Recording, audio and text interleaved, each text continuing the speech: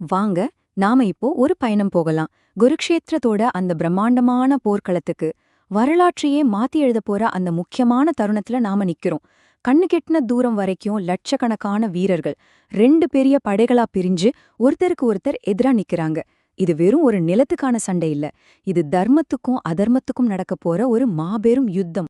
சரி, ஒரு நிமிஷம் யோசிச்சு பாருங்க. அந்த போர்க்களத்தோட மையத்துல நிக்கிற தலைவர்களோட மனநிலை எப்படி இருந்திருக்கும்? எப்பேற்பட்ட ஒரு மன அழுத்தம் அவங்க மேல இருந்திருக்கும் இல்லையா?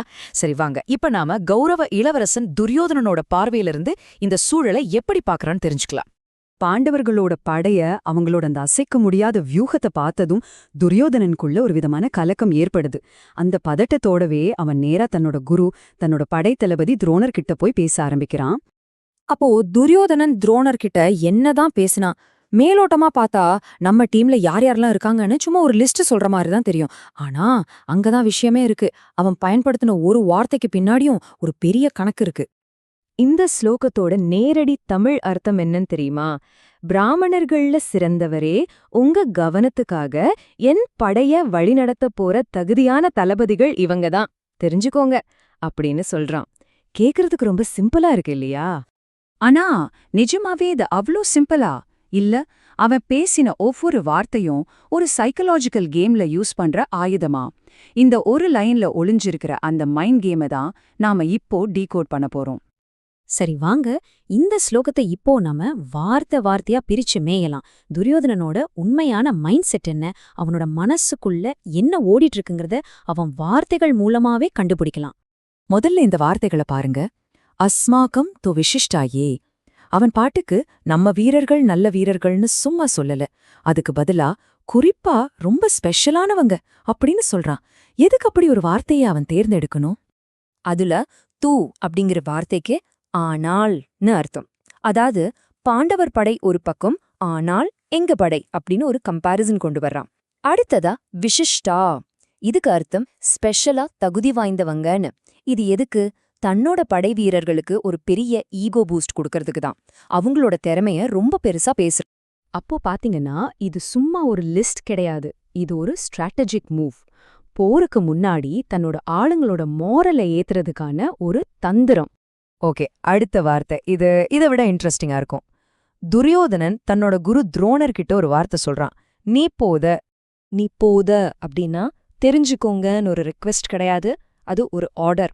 தெரிந்துகொள் இல்லைன்னா கவனி அப்படிங்கிற மாதிரி ஒரு கட்டளை. ஒரு ஸ்டூடெண்ட் டீச்சர் கிட்ட பேசுற மாதிரி இது இல்லவே இல்லை. இந்த ஒரே ஒரு வார்த்தையில துரியோதனன் ஒரு விஷயத்த ரொம்ப சூட்சுமமா சொல்றான். நீங்க எனக்கு குருவா இருக்கலாம், ஆனா இந்த போர்க்களத்துல நான் தான் ராஜா.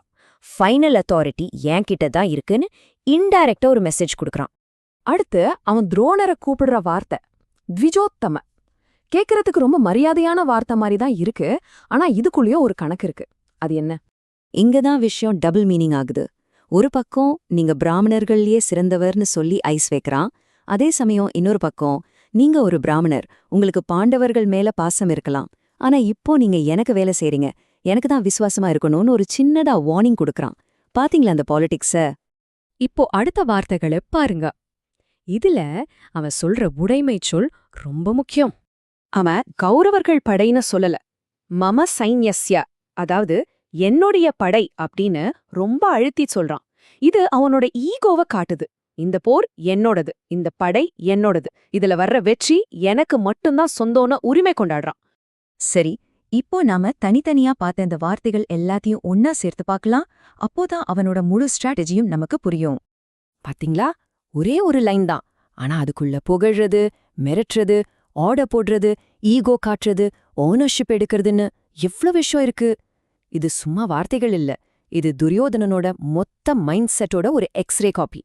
மொத்தத்துல இந்த ஒரு சென்டென்ஸ்ல துரியோதனன் 4 விஷயத்த சாதிக்க பாக்குறான். 1, தன்னோட சோல்ஜர்ஸ மோட்டிவேட் பண்றது. 2, தன்னோட டீச்சர் மேலேயே தன் அதிகாரத்தை காட்டுறது. 3, துரோணரோட லாயல்ட்டிய டெஸ்ட் பண்றது. 4வது, ரொம்ப ரொம்ப முக்கியமானது, தனக்குள்ள இருக்கிற பயத்தை ஒரு தைரியமான முகமூடி போட்டு மறைக்கிறது.